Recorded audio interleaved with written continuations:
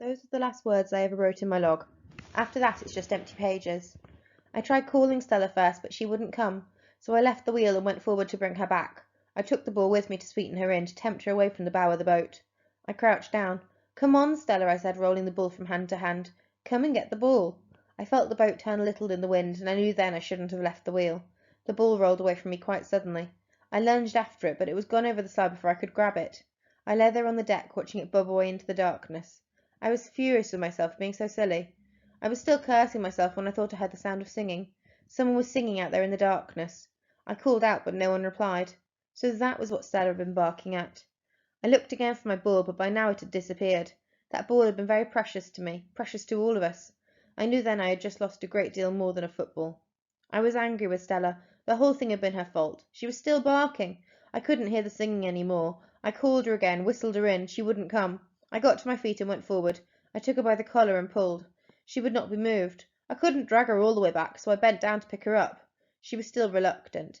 Then I had her in my arms, but she was struggling. I heard the wind above me and the sails. I remember thinking, "This is silly. You haven't got your safety harness on. You haven't got your life jacket on. You shouldn't be doing this." Then the boat veered violently and I was thrown sideways. With my arms full, I had no time to grab the guard rail. We were in the cold of the sea before I could even open my mouth to scream. Chapter 4. Gibbons and Ghosts. The terrors came fast, one upon another. The lights of the Peggy Sue went away into the dark of the night, leaving me alone in the ocean, alone with the certainty they were already too far away, that my cries for help could not possibly be heard. I thought then of the sharks cruising the black water beneath me, scenting me, already searching for me out, homing in on me, and I knew there could be no hope. I would be eaten alive. Either that or I would drown slowly. Nothing could save me. I trod water, frantically searching the impenetrable darkness above me for something, anything to swim towards. There was nothing. Then a sudden glimpse of white in the sea, the breaking of a wave perhaps. But there were no waves. Stella! It had to be. I was so thankful, so relieved not to be all alone. I called out and swam towards her. She would keep bobbing away from me, vanishing, reappearing, then vanishing again. She had seemed so near, but it took several minutes of harmless swimming before it came close enough to reach out and touch her. Only then did I realize my mistake. Stella's head was mostly black. This was white. It was my football. I grabbed it and clung on, feeling the unexpected and wonderful buoyancy of it. I held on, treading water and calling for Stella. There was no answer. I called and called, but every time I opened my mouth now, the sea-water rushed in. I had to give her up. I had to save myself if I could. There was little point in wasting energy by trying to swim. After all, I had nowhere to swim to. Instead, I would simply float. I would cling to my football, tread water gently, and wait for the Peggy Sue to come back. Sooner or later they had to discover I was overboard. Sooner or later they would come looking for me.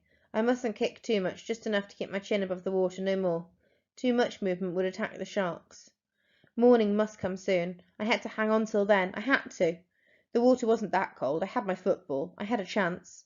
I kept telling myself that over and over again, but the world stayed stubbornly black above me, and I could feel the water slowly chilling me to the death. I tried singing to stop myself from shivering, to take my mind off the sharks. I sang every song I could remember, but after a while I'd forget the words. Always I came back to the only song I was sure I could finish, 10 Green Bottles. I sang it out loud, again and again. It reassured me to hear the sound of my own voice. It made me feel less alone in the sea. And always I looked for the grey glint of dawn, but it would not come, and it would not come. Eventually I fell silent, and my legs just would not kick any more. I clung to my football, my head drifting into sleep. I knew I mustn't, but I couldn't help myself. My hands kept slipping off the ball. I was fast losing the last of my strength. I would go down to the bottom of the sea, and lie in my grave amongst the seaweed and the sailors' bones and the shipwrecks. The strange thing was I didn't really mind. I didn't care, not any more. I floated away into sleep, into my dreams, and in my dream I saw a boat gliding towards me, silent over the sea. The Peggy Sue! Dear, dear Peggy Sue! They had come back for me. I knew they would. Strong arms grabbed me. I was hauled upwards and out of the water. I lay there on the deck, gasping for air like a landed fish. Someone was bending over me, shaking me, talking to me. I could not understand a word that was being said, but it didn't matter. I felt Stella's hot breath on my face, her tongue licking my ear. She was safe. I was safe. All was well. I was woken by a howling like the howling of a gale through the masts. I looked about me. There were no masts above me, there were no sails, no movement under me either, no breath of wind. Stella Artois was barking, but some way off. I was not on a boat at all, but lying stretched out on sand. The howling became a screaming, a fearful crescendo of screeching that died away in its own echoes. I sat up. I was on a beach, a broad white sweep of sand with trees growing thick and lush behind me right down to the beach. Then I saw Stella prancing about in the shadows. I called her and she came bounding up out of the sea to greet me, her tail circling wildly. When all the leaping and licking and hugging were done, I struggled to my feet. I was weak all over. I looked all about me. The wide blue sea was as empty as the cloudless sky above. No Peggy Sue, no boat, nothing, no one. I called again and again for my mother and my father. I called until the tears came and I could call no more, until I knew there was no point. I stood there for some time trying to work out how I had got here, how it was that I'd survived. I had only confused memories of being picked up, of being on board the Peggy Sue. But I knew now I couldn't have been. I must have dreamed it, dreamed the whole thing. I must have clung to my football and kept myself afloat until I was washed up. I thought of my football then, but it was nowhere to be seen. Stella, of course, was unconcerned about all the whys and wherefores. She kept bringing me sticks to throw, and would go galloping after them into the sea without a care in the world. Then came the howling again from the trees, and the hackles went up on Stella's neck. She charged at the beach, barking and barking, until she was sure she had silenced the last of the echoes. It was a musical, plaintive howling this time, not at all menacing. I thought I recognised it. I'd heard howling like it once before on a visit to London Zoo. Gibbons, funky Gibbons, my father would call them. I still don't know why to this day, but I'd loved the sound of the word funky. Maybe that's what I remembered what they were. It's only Gibbons, I told Stella, just funky Gibbons. They won't hurt us. But I couldn't be at all sure I was right. From where I now stood I could see that the forest grew more sparsely at the side of a great hill some way inland, and it occurred to me then that if I could reach the bare rocky outcrop at the summit, I'd be able to see further out to sea, or perhaps there'd be some house or farm further inland, or maybe a road, and I could find someone to help. But if I left the beach and they came back looking for me, what then? I decided I would have to take that chance. I set off at a run, Stella Artois at my heels, and soon found myself in the cooling shade of the forest. I discovered a narrow track going uphill in the right direction, I thought, so I followed it, only slowing to a walk when the hill became too steep. The forest was alive with creatures. Birds cackled and screeched high above me, and always the howling wailed and wafted through the trees, but more distantly now. It wasn't the sound of the forest that bothered me, though. It was the eyes. I felt like I was being watched by 1,000 inquisitive eyes. I think Stella did too, for she had been strangely quiet ever since we entered the forest, constantly glancing up at me for reassurance and comfort. I did my best to give it, but she could sense that I too was frightened. What had seemed at first to be a short hike now felt more like a great expedition into the interior. We emerged exhausted into the trees, clambered laboriously up a rocky scree, and stood at long last on the peak. The sun was blazing down. I had not really felt the burning heat of it until then. I glanced at the horizon. If there was a sail somewhere out there in the haze, I could not see it. And then it came to me that even if I were to see a sail, what could I do? I couldn't light a fire. I had no matches. I knew about cavemen rubbing sticks together, but I'd never tried it. I looked all round me now. Sea, sea, sea. Nothing but sea on all sides. I was on an island. I was alone. The island looked perhaps 2 or 3 miles in length, no more. It was shaped a bit like an elongated peanut, but longer at one end than the other. There was a long swathe of brilliant white beach on both sides of the island, and at the far end another hill, the slopes steeper and more thickly wooded, but not so high as mine. With the exception of these twin peaks, the entire island seemed to be covered with forest. So far as I could see, there was no sign of any human life. Even then, as I stood there that first morning, filled with apprehension at the terrifying implications of my dreadful situation, I remember thinking how wonderful it was, a green jewel of an island framed in white, the sea all about it a silk and shimmering blue. Strangely, perhaps comforted somehow by the extraordinary beauty of the place, I was not at all downhearted. On the contrary, I felt strangely elated. I was alive. Stella Artois was alive. We had survived. I sat down in the shadow of a great rock. The gibbons set up a renewed chorus of howling and hooting in the forest, and a flock of raucous birds clattered up out of the canopy of the trees below us and flew up across the island to settle in the trees on the hillside opposite. "We'll be all right," I told Stella. "Mum and Dad, they'll come back for us. They're bound to. They will. They will. Mum'll get better and they'll come back. She won't leave us here. She'll find us, you'll see. All we've got to do is keep a lookout for them and stay alive.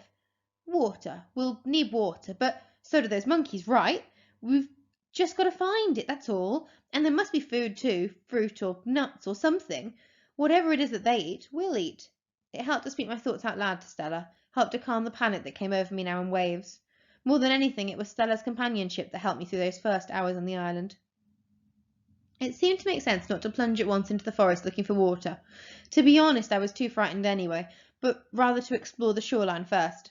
I might come across a stream or river flowing out into the sea, and with a bit of luck on the way I might well find something I could eat as well. I set off in good spirits, leaping down the scree like a mountain goat. Where monkeys lived, I reasoned we could live. I kept telling myself that. I soon discovered that the track down through the trees was bereft of all edible vegetation. I did see fruit of sorts, what looked like to me like fruit anyway. There were coconuts up there too, but the trees were all impossible to climb. Some rose 100 feet, some 200 feet from the forest floor. I had never seen such giant trees. At least the intertwining canopy did provide welcome relief from the heat of the day. All the same, I was becoming desperately parched now, and so was Stella. She padded alongside me all the way, her tongue hanging. She kept giving me the baleful looks whenever our eyes met. There was no comfort I could give her. We found our beach once again and set off round the island, keeping wherever possible to the edge of the forest, to the shade. Still, we found no stream. Again I saw plenty of fruit, but always too high, and the trees were always too smooth, too sheer to climb. I found plenty of coconuts on the ground, but always cracked open and empty inside. When the beach petered out, we had to strike off into the forest itself. Here, too, I found a narrow track to follow. The forest became impenetrable at this point, dark and menacing. There was no howling any more, but something infinitely more sinister, the shiver of leaves, the cracking of twigs, sudden, surreptitious rustlings, and they were near me, all around me. I was quite sure now that eyes were watching us. We were being followed. I hurried on, swallowing my fear as best I could. I thought of the gibbons I had seen back in the zoo and tried to persuade myself how harmless they had looked. They'd leave us alone. They'd never attack us. They weren't man-eaters. But as the rustlings came ever closer, ever more threatening, I found it harder and harder to convince myself. I began to run, and I kept running until the track brought us out onto rocks, into the blessed light of day, and there was the sea again. This end of the island appeared to be littered with massive boulders that lay like tumbled cliffs all along the coast. We leaped from one to the other, and all the while I kept a keen eye out for the trickle of a stream coming down through the rocks from the forest above, but I found none. I was exhausted by now. I sat down to rest, my mouth dry, my head throbbing. I was racked with desperate thoughts. I would die of thirst. I would be torn limb by limb by the monkeys. Stella's eyes looked up into mine. There's got to be water, I told her. There's got to be.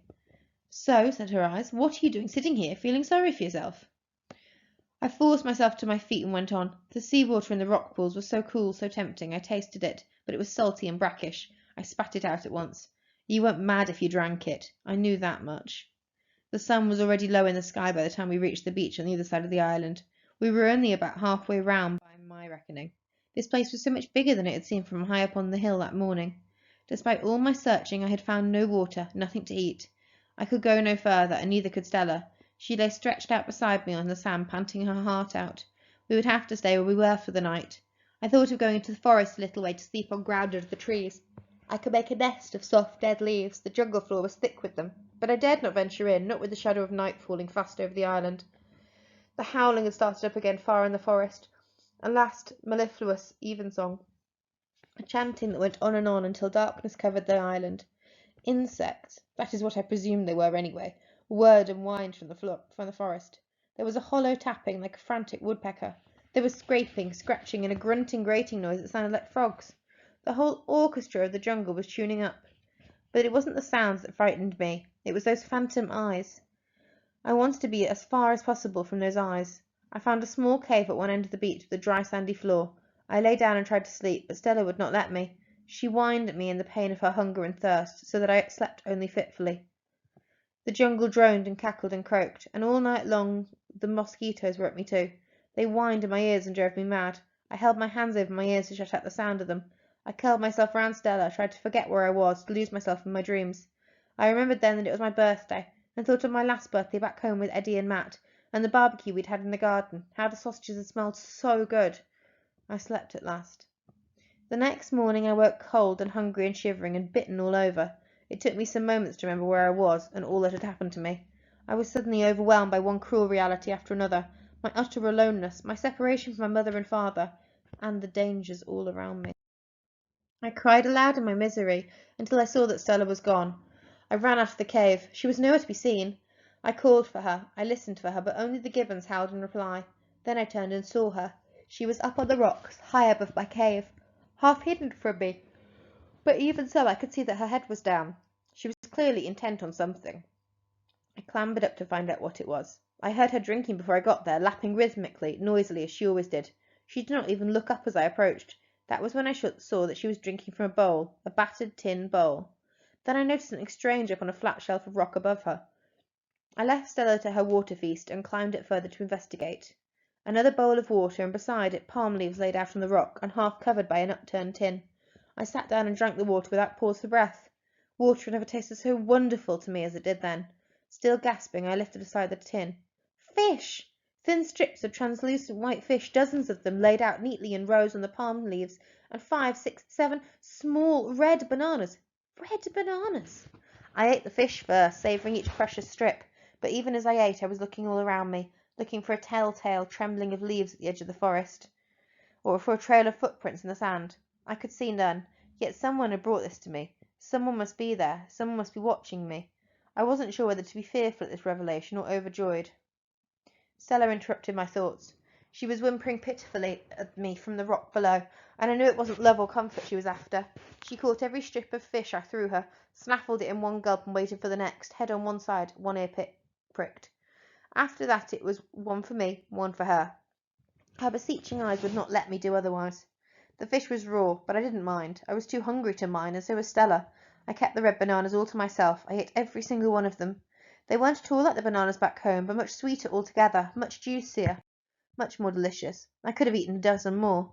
Once I had finished, I stood up and scanned the forest. My benefactor, whoever he or she was, had to be somewhere close by. I was sure I had nothing to fear. I had to make some kind of contact.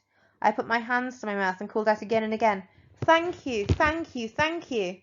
My words echoed round the island. Suddenly the forest was alive again with noise, a great cacophony of singing and hooting and howling and cawing and croaking. Stella barked wildly back at it. As for me, I felt suddenly exhilarated, elated, ecstatically happy. I jumped up and down laughing and laughing until my laughter turned to tears of joy. I was not alone on this island. Whoever was here must be friendly. Why else would they have fed us? But why wouldn't they show themselves? They would have to come back for the bowls, I thought. I would leave a message. I found a sharp stone, knelt down and scraped out my message on the rock beside the bowls. "Thank you.